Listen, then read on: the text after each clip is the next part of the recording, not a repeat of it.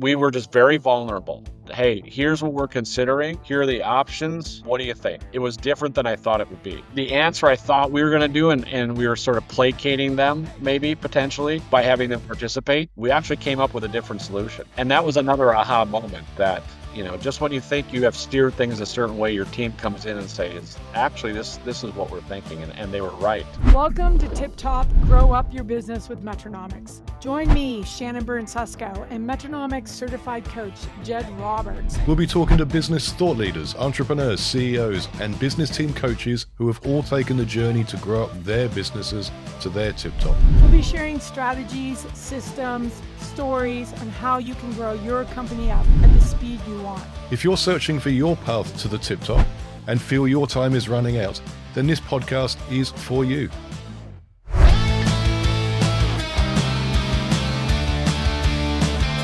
Welcome back. Today, I have Bill Costello, CEO of Streeter Custom Homes with me. And the big news with Streeter, and it was really fun to sort of zoom in on the presentation, is Streeter was the winner of the 3HAG Compounding Growth Award, which is fantastic, Bill. It's just been so much fun to watch the journey you've been on with you and your team, along with Glenn. And if you're a business leader, if you're looking and chasing sustainable growth, you're going to want to hear how Streeter did it. And it's a great story. I love the use, of course, of Metronomics in there, of a coach. And just frankly, it's been fantastic, Bill, to just watch your own growth through this, through the whole thing. And I know, like, every day we're a CEO, we're taking steps forward and growing. Lots of humble things in there. And I'll tell you, well, first off, I'm just going to say welcome. How's that? Welcome. I'm so glad you're here. I know, time's scarce, and so we'll make this fun. I want to hear some good stories and great learning, because this is what really impacts our listeners. And I want to walk out of here with a few good ones as well. Always can use that. Take us back to when you started with Streeter. What was where? Yeah, where did you start? And give us a little bit of that story as we build this up. Yeah. So we sort of say it's pre-PG, pre-Glenn. Glenn is our business coach, our Metronomics business coach. And so we are a family-run or owned business that was started in 1988. And about 5 years ago, the owners, two brothers, the remaining owners, basically gave us the keys to the kingdom. Said, hey, we want you and my colleague Nate, who's now an owner. I'm not an owner yet.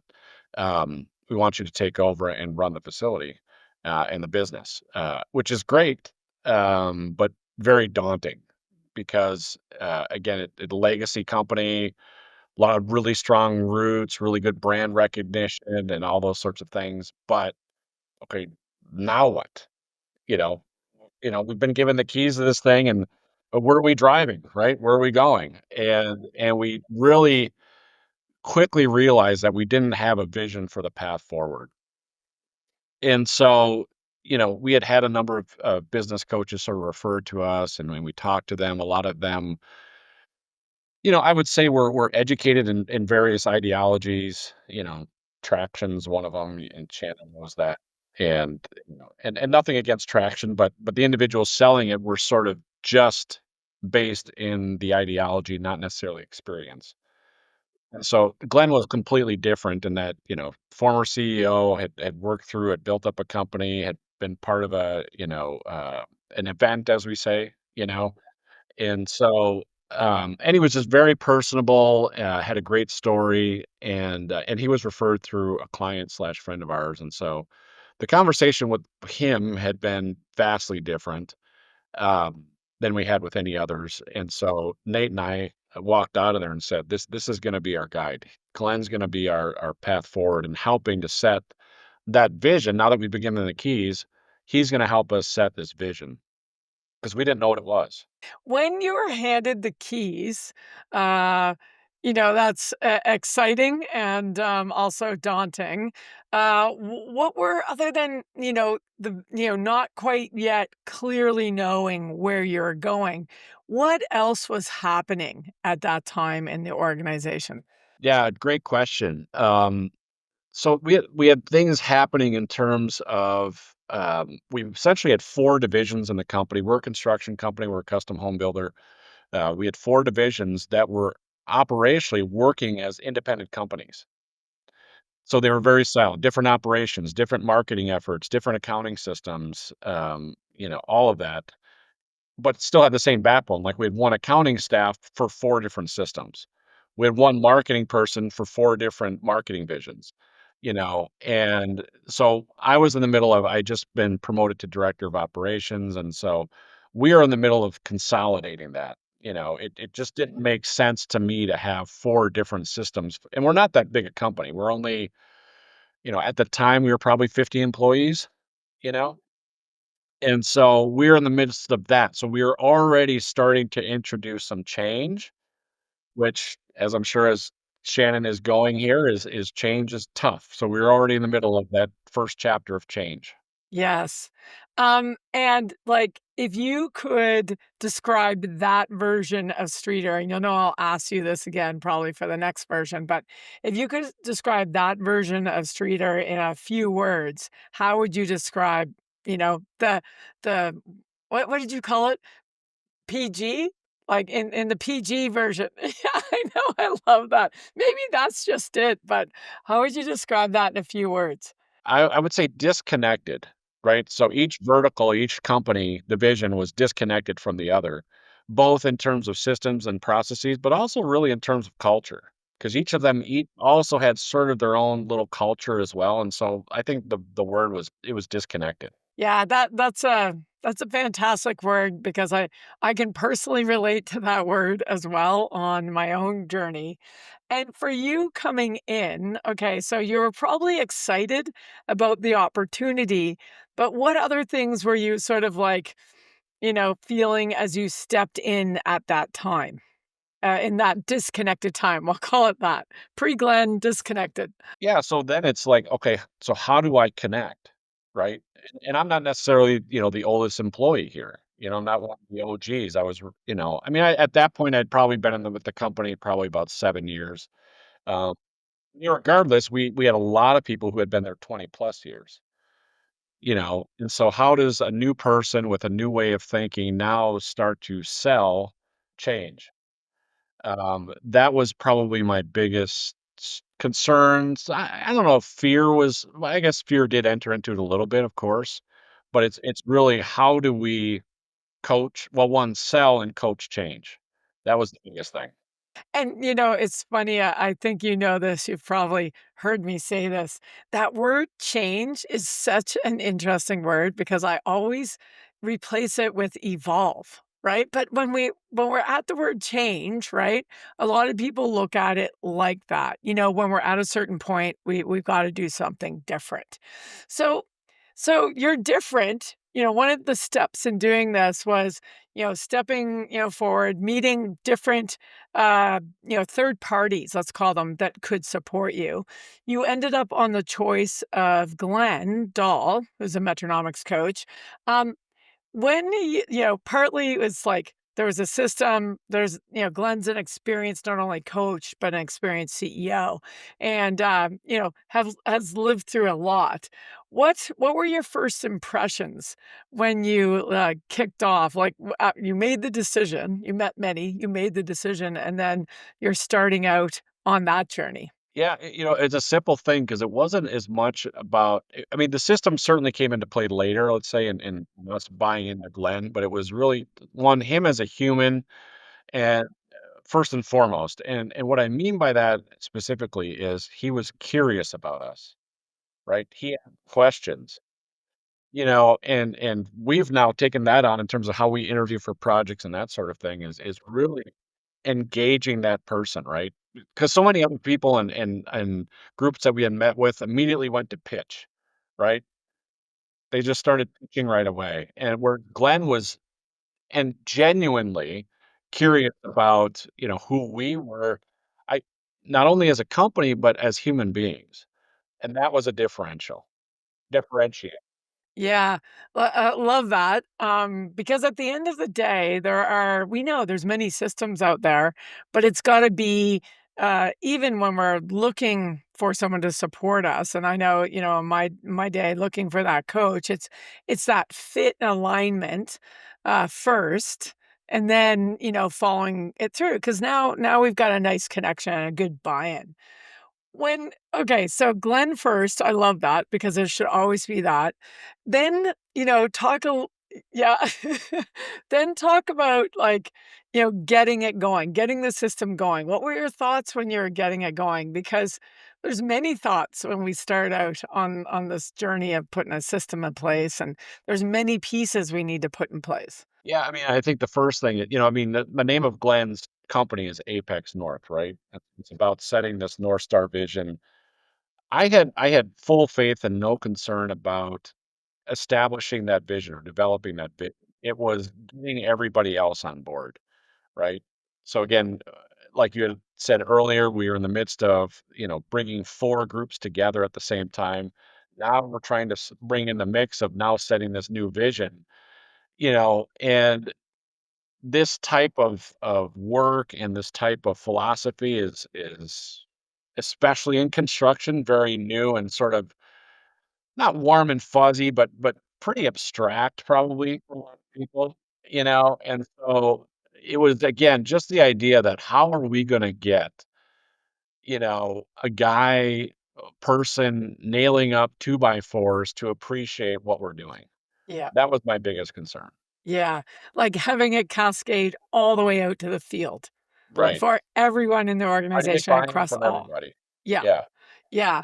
And I think that's a fair thing because I think lots of people listening in when we, work on where we're going and getting that all figured out, it's like that's just one piece of it. That's like 1% of the puzzle. And the rest of it, that 99% is huge. It's huge. Okay, so you come in, you do that. What were some of the things, the aha moments as you were working through this that maybe were, in the positive, but maybe they were in like going, oh shit. What were some of those moments?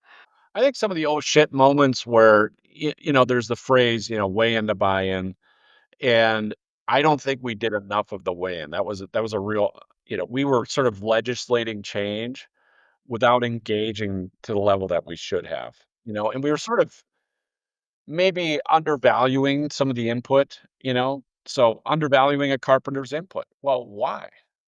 They probably have some great ideas, and so I went back to a book I read years ago. It's called Change by Design. It's a book by the think tank IDEO out of San Francisco.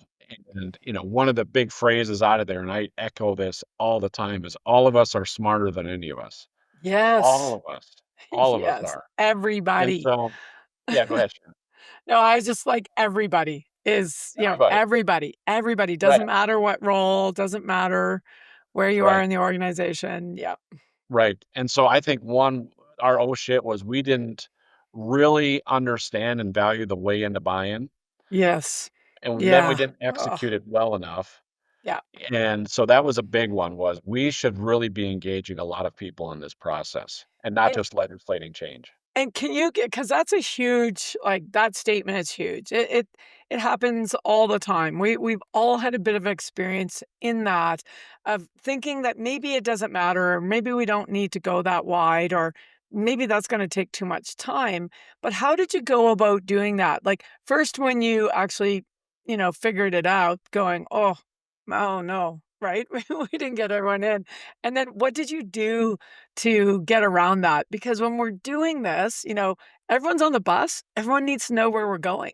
I think after we sort of had that moment, that aha moment that we weren't doing a good job of facilitating, way into buy-in, one of the first things we did is we have a software that is sort of the central spine of our whole company. It manages everything. And we were struggling with it. And in the past, we had, as a leadership group, just legislated what we were doing. Okay, here's what we're doing. Here's the software we're going to do. You're all going to like it and grin and bear it. And after the aha moment, it was like, okay, we brought everybody in, literally the whole company into we have a larger room in the lower level of our building, and we were just very vulnerable and just said, "Hey, here's what we're considering. Here are the options. What do you think?" You know? And so even though everybody didn't, offer input, they were in the room, they heard the discussion. A lot of them did offer input, and in the end, by the time we came with a consensus, and by the way, I think this was very interesting, is it was different than I thought it would be. So that the answer I thought we were gonna do, and we were sort of placating them maybe potentially by having them participate, we actually came up with a different solution. And that was another aha moment that, just when you think you have steered things a certain way, your team comes in and says, "Actually, this is what we're thinking," and they were right, And so that was a big one, and I would say so we had a good solution, but the buy-in is so much better. Yeah. Yeah. And I love that you just said that piece, that we as CEOs come in thinking like we're steering in a certain direction, like we know, and like it never comes out. Like we get to say our piece, we get to contribute like everyone else. And then we collaborate and come out with a better direction. Like, I think I got schooled on that so many times in the early days building my first company. Like, it's and the great thing is the first aha is opening our eyes up to include everything. The second aha, and I still smile today, even with the different teams I work with, that, you've had the pre-discussion with the CEO. We're going in to our planning session or to a larger session and just ensuring that that isn't the one that gets slammed down on the table, but because it's never ends up being that way, and then afterwards having this discussion with a big smile on our face. It's so humbling because we do come out, that collaborative brain of this is one of the key pieces, and I think a lot of companies, at 50 people, 100 people, 1,000 people, right? We discount the power of that. One, hearing it, two, being invited to the table, three, the listening. What were some of the other, like, when you think about the way, this is, evolving the way your team works together. Were there any other, big ones that really were like, oh yeah, once we got the system going, that, this is this was one of the ones that was the next aha. Yeah, I think and the next one was, I mean, really being accountable to everything, because otherwise it's lip service, right? So you're putting out these ideas, you're putting out these initiatives, you're putting out, metrics around people's roles and that sort of thing. And so without the accountability, it's just lip service. And you could see it. So if we weren't holding people accountable to, any of those things, the initiatives, the metrics, all the things we talk about, then people didn't believe us on other things either. The optics completely changed. And so it really forced us, me as CEO and our SLT, to be accountable to ourselves, but accountable to the system and then, to our team members. So that was a big one is we have to follow through. If we don't, this is all for naught. Yeah. And so, okay, I'm, like, smiling because I like, that is the thing that most people fear about being so wide open about it is go, "Now we said it. Now, holy, like, I'm on it." Like, the system takes A players to another level because they're like, "Oh my gosh, like, we said it, we gotta do it." And even if we don't do it, even if something changed, we have to own it, right? We have to come back and go, "Here's what happened, here's why." Um, yeah, that's why I'm smiling because I feel it in the pit of my stomach when you first put it out there. Even where we're going in your first time round, and we're not even in. How long maybe, give the listeners a little idea of how long you've been using the system. How long have you been working with Glenn? We've been in it for 4 years. 4 years, right? And when you think of your first year, right, lots of, like, uncomfortable moments in the first Oh year. god. I have a lot of stories for that. A To lot of stories for that. to where you are now, Like, what's the difference between, like, year 1 and year 4, in your opinion, now that you've got through all those, like, nuances of, like, "Oh, next step, year 1." I mean, it is so night and day, and I think that's one of the things I would encourage listeners is be patient, right? This stuff takes time, it's and anytime you have big personnel changes, it takes you right back to square one, and we're just experiencing that. Like, we just won the compounding award, the 3A. We had 2 members of our SLT leave, and so now we're probably taking a step back. However, I'm optimistic we will move quickly back up to compounding more quickly than we did before. And we know that it's not just, up and to the right. We know that in our journey, a lot of what growth phase we're in is dependent on people, dependent on and pressures in the market, like internal, external.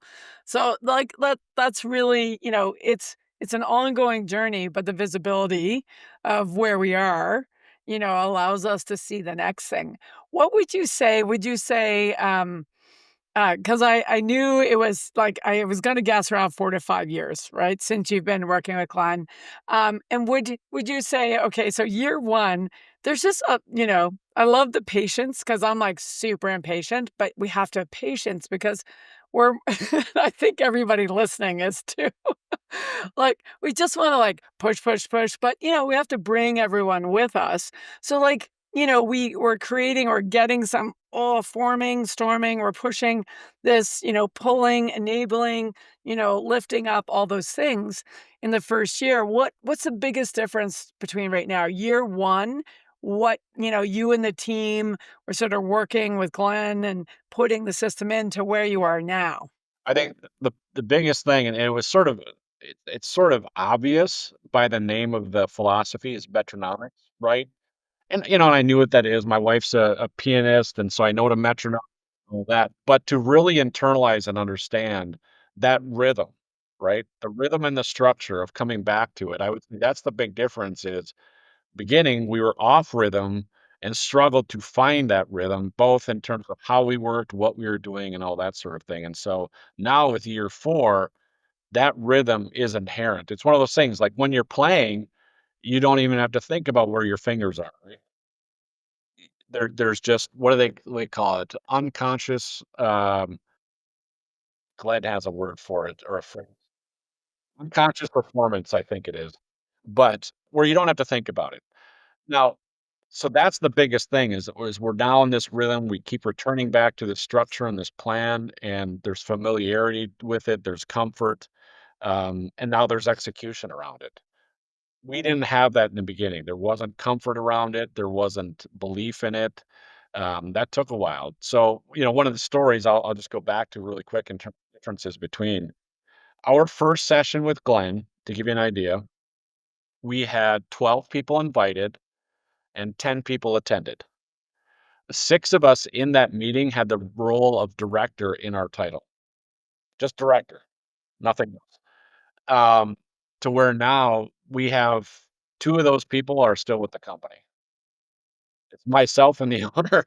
So it's completely different, but that's part about developing this A team, right? Is you get into this rhythm, and as soon as something takes you off rhythm, takes you you wanna find the source of that thing that's taking you off rhythm, and you eliminate it, or you coach it up or coach it out. Yes, yes. And when we think about like if I think about your time, right, as CEO, in the first year, do you describe yourself spending more time execution and in the business to where you are now and what you are, I'm going to say, experiencing and maybe even enjoying now to working on the business? Yeah, well, so a little bit more about our story. We didn't we didn't have an active CEO for our first year. Yeah. So our role discussions were fantastic. It was like, "Well, who's the head of company?" Well, it should be this person by title, but in action, it's this person, and Yes.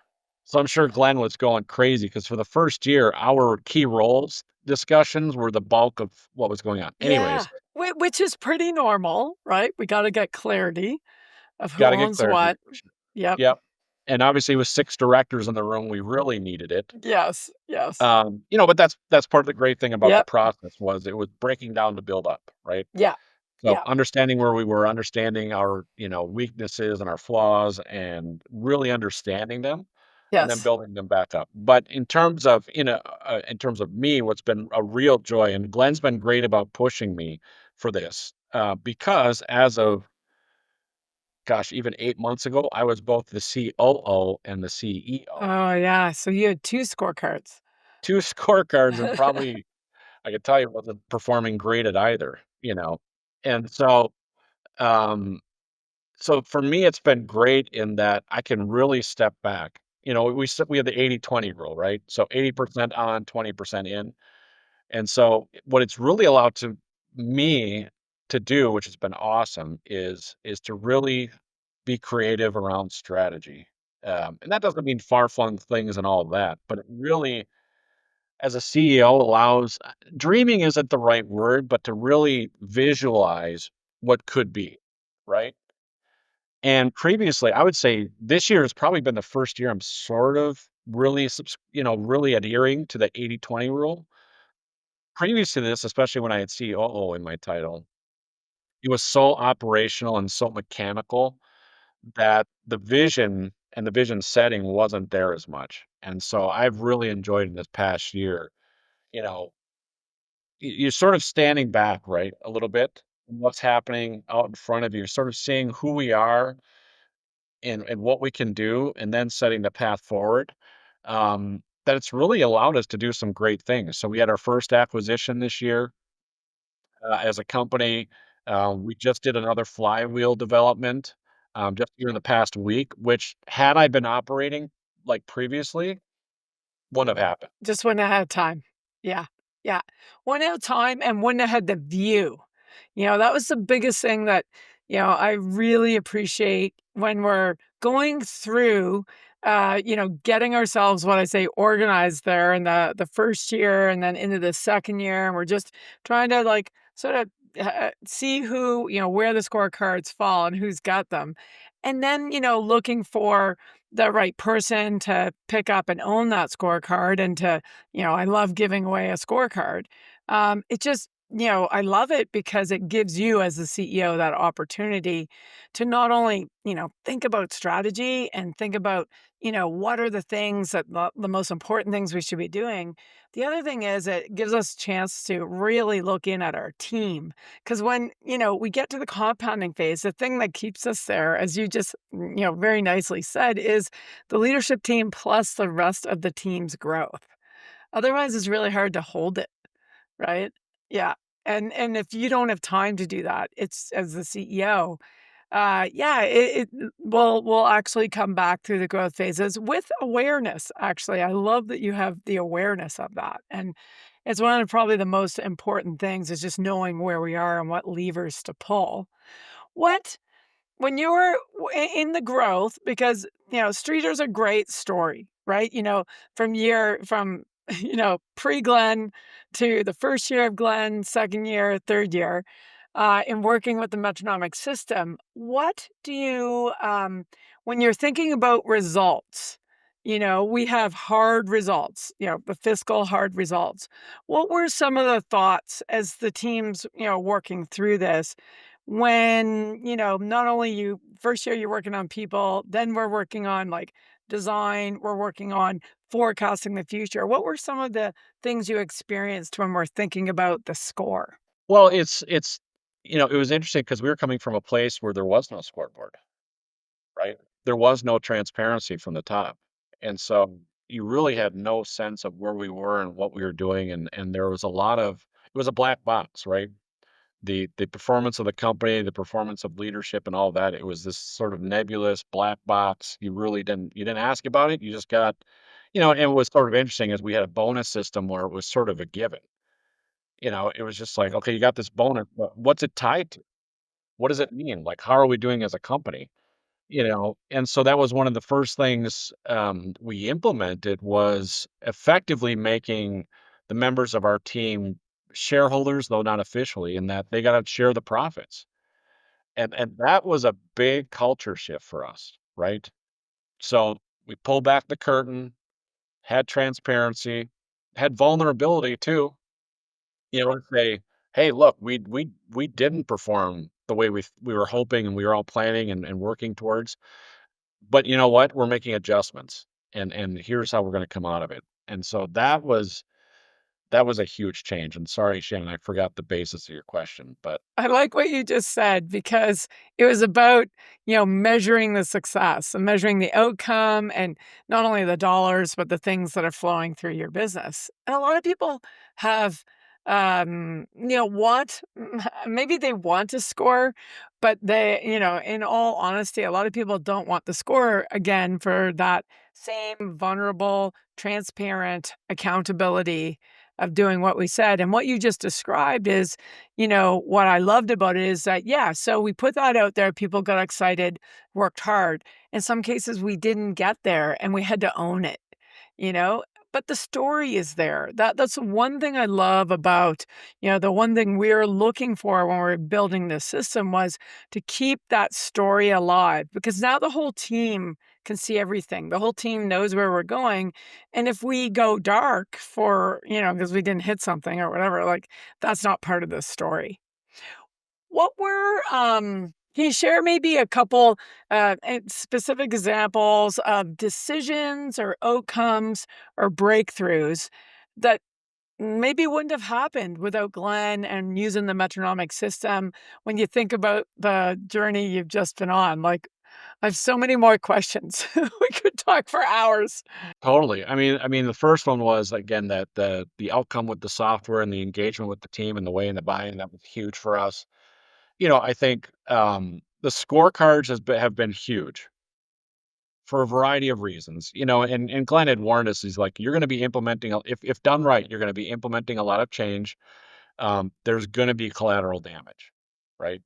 There are people that aren't gonna subscribe and come along," which for us as a company was really hard because really we had never fired anybody.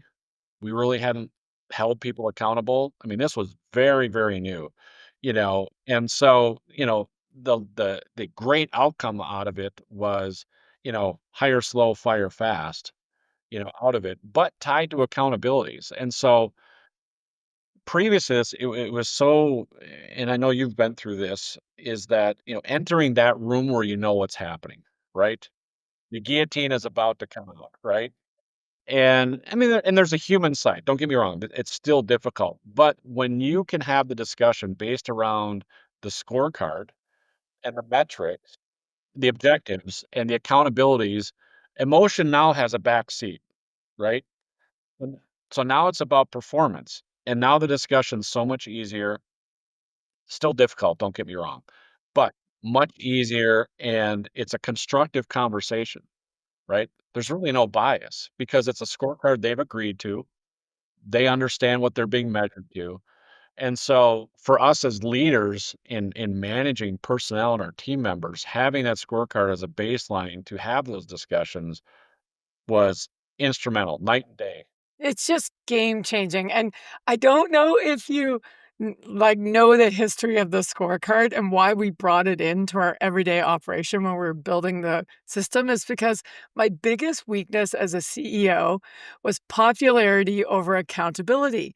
And yep, anytime I was one-on-one with any team member, I would always give in. I wouldn't stick to it. And the scorecard and a lot of this system is built around that premise that it removes the bias and, brings clarity, not only for, if I'm the leader, but for the team member, in the light of this is a team sport and these are the positions and all of these are, at this level and this one's not, and having that awareness. So yeah, it was really to help. It's so selfish, it's so ridiculous, but to really help me get through those situations because anyone yeah, anyone listening, if you're listening going, "Oh my gosh, that's part of the system," and it's like, yes, but it's part of any system, right? We grow as a team and sometimes we grow out of people. What, what is, um, what is one thing you wished you had known as a CEO about this particular, about a coach and a system that you didn't know that may help others to think about this? Well, one that was available, right?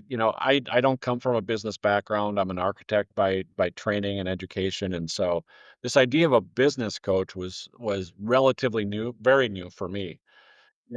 And I was coming into a role where we really didn't have an active CEO. There wasn't a role model. There certainly wasn't a path, and so knowing that that would have been out there would have eased a lot of stress going into it. Now, I did have Glenn because I was CEO first, COO first, and Glenn was already our coach, and so I would say I had a lot of comfort coming into the role knowing I had Glenn on the sidelines, you know, and that was huge because I remember, in fact, I remember the so as part of the system, we have one-on-ones monthly. And so my first one-on-one after, I became CEO, I came in a little strong, and, I had a list of people I wanted to fire immediately, you know? And he's just like, "Hold on, let's talk this through, back to the system," you know? Put emotion in the back seat, you know? And I was so grateful for that, to have that. So I think for anybody entering this, knowing that there's this resource out there, there's that saying, right? It's lonely at the top, right? But it doesn't have to be. I mean, you still make the ultimate decisions, and there are times when you're in there, but I always feel like Glenn's like right here. Yeah, and has a view, has a view. Like, I felt that with my coach. They have a view of what's going on, and funny, your coach sees things that you don't see because they're 100%. just a little different angle than where you Yeah, are, right? totally. And sometimes it's humiliating in a good Oh, way. It's just like, yes, oh my God, how did I not see that? so many times, Yeah. seriously, so many times. But I think that's the big key, I think, for a lot of your listeners is if you are going to have that kind of, if you're going to look towards that level of guidance, you have to be vulnerable, right? You can't be too headstrong in it. You have to be open to it and fully subscribe to it. I mean, I remember that conversation, and I think it's meaningful. When Nate and I, who's our owner and my colleague, when we left our first meeting with Glenn, deciding that we were going to work with them, I turned to him and I said, "If we're going to do this, we're going to do it 100%. No partials, no like we're going to kind of do some things and pick and choose what we're going to do. We either do it fully or we don't do it at all." And I had learned that through some other life moments, and that's been really critical, I think, in our teams, getting on board. Yeah, and I would say, if we think of anything we're gonna do in life, like, if when we have commit, it doesn't happen, right? So I love that conviction that you just shared because it is that committed CEO and leadership team to actually, put the rhythm in place, and we're gonna work through the getting the rhythm in place, but once the rhythm gets in, it's there, you almost forget about it, right? It's this unconscious rhythm that this is just what we do. And then we start operating within the rhythm, and Because if you're not committed, your team won't be committed. no, and that's the other piece. I love that you say that because as a CEO, that's that deep breath we take. We're going, "Okay, we're going in." We have to be the best example, right? And we wanna understand it, and, we're taking the whole team on the journey.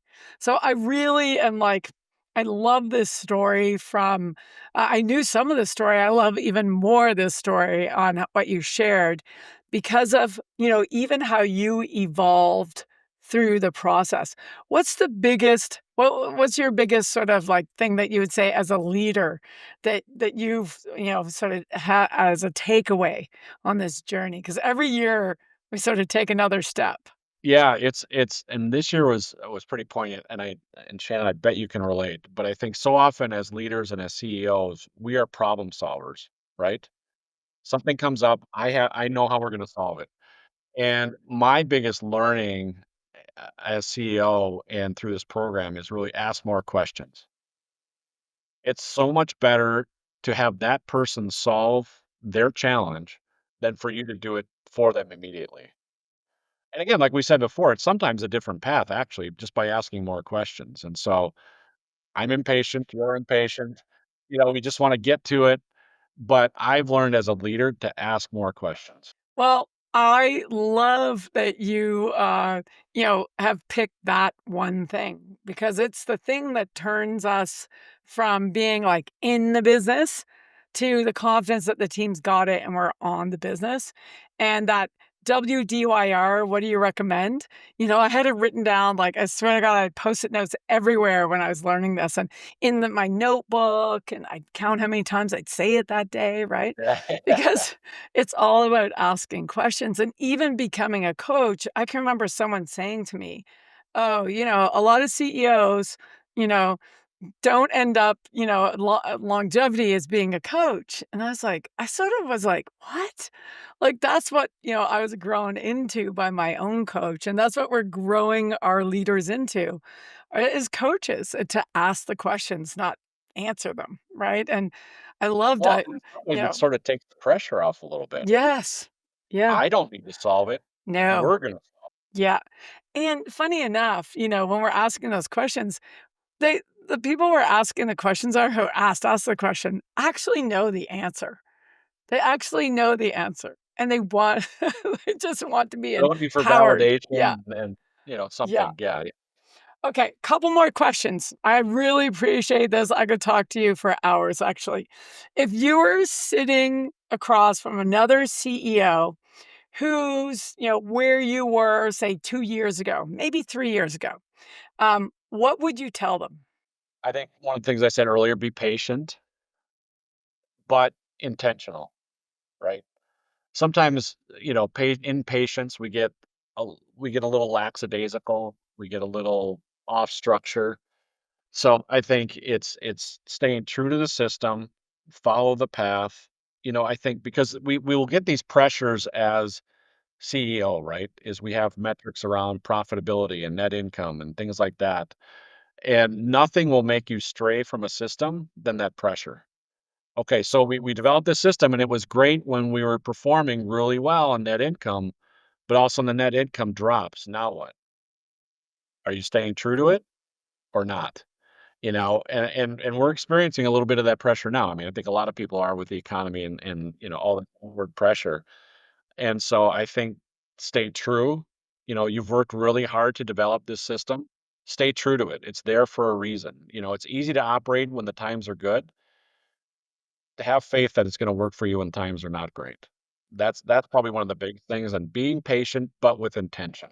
Yeah, I love that, being patient with intention, because all of us who are CEOs, we usually all have that one thing in common. We are not patient. But this helped drive it. It's another one of those things when I looked at all the things that I needed to help with, to like let go, let people drive, and get there so you can see, but be that guide that you're supposed to be. Now, I loved how you started out and we started out, and, congratulations again on being recognized, in the category of compounding. And we know, that means that your growth is off the chart, and we know it took a lot to get there.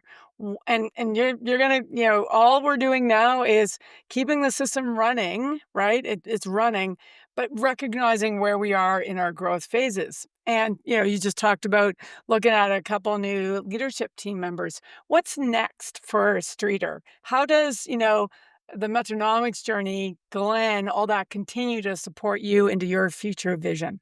Well, so I mean, where it's taking us is one when we set that vision. So our BHAG is the Streeter Way will be known nationally, and for us, we are going after that every day. And what that means, and I think, and we can talk about this later, but the ability to sell that vision to your team members. Again, I talked about it earlier. Is why does the guy nailing two by fours care about us being known nationally? What does that matter to that person? But for us, it's now okay. Where does that take us? And this is where I love now working on the business instead of in it. I can really start to visualize what that means and go after it, right? And so, our three Hague is our new three Hague is that we're gonna revolutionize the business. We're gonna revolutionize custom home building. So, as part of that is we have a goal to decrease project time by 50% in 3 years, which is really unheard of in our business. Yes, Uh, that is unheard of. I have clients who are custom home builders, so I get it. yeah, but and part of that was the whole 10x is easier than 2x, and that was a huge foundation for that with Glenn. And so for us, what's happening now is thinking so much bigger, right? And it's exciting, and what's really gratifying for me is to sort of see it sort of starting to happen throughout the company, right? Is that now that type of thinking and that type of energy is starting to uh, you know ruminate in other members of the teams, not just the SLT, but even further down to, wow, people are coming to us with the 10x ideas. What if? The what if, you know, and I love it. I love it. So that's, for us, we continue to expand our service base, and this is curated as one of our flywheels. That's a national owners representation service that was born out of our company that's expanding nationally. And we've got some other things in the works. And without the system, we wouldn't have had a way to we may have been able to dream a little bit, but we wouldn't have been able to execute it, right? How do you get from here to that vision? Because it takes that rhythm of planning and structure and discipline and all that stuff to get there. So, A huge congratulations, and not just on being recognized for that and having, like, even just, some companies are like, "Oh, I'm not sure we're ready to even apply for a 3 HAG award," but, why not? You clearly have achieved it. It recognizes the effort of you, your leadership team, and your team, and it's just like a huge congratulations for just getting on the journey from where it started, like 5, 6 directors around the table, to where you are now. Like, it was really great. I could talk to you for a long time, and I love hearing this growth story, and I loved how you kept it, just humbly raw, kept it real, and incredibly inspiring for me. I'm, like, smiling this whole time because it's like, like, I just yeah, it's a good way to finish the day, and, yeah, it's working, it's working. If listeners want to connect or learn more about your journey, and I know you have your BHAG on your website and, the streeter ways there, where should they go to learn more? through this, they're welcome to email me directly. Yep. I am open book. I'm happy to share the good and the bad. So, and the challenges, right? Because it's what's really great, or helpful is to know what are the hazards coming up, right? Yeah. Yeah, for sure. And, even sometimes when we know they're coming, sometimes we still hit them. Damn it. It's okay. It's And sometimes you okay. need to fall down. Yeah. Yeah. Yeah, that's the biggest thing. Sometimes we need to fall down, but we'll get up a little higher Yeah. the next Get time. better. Yep. Well, thank you again. Thank you for Thank your you, Shannon. time. Thanks everyone for tuning in and listening to this great story. There'll be more, and I wish you all a great growth journey. Tip Top is brought to you by Metronomics. To find out more about Metronomics and how this proven 20-year-old system will save you time and money as you grow up your business, Visit metronomics.com. That is metronomics.com. share your thoughts on today's episode in the comments and suggest topics you'd love us to explore the next time. Also search for Metronomics in Apple Podcasts, Spotify, Google Podcasts, and anywhere else that great podcasts are found.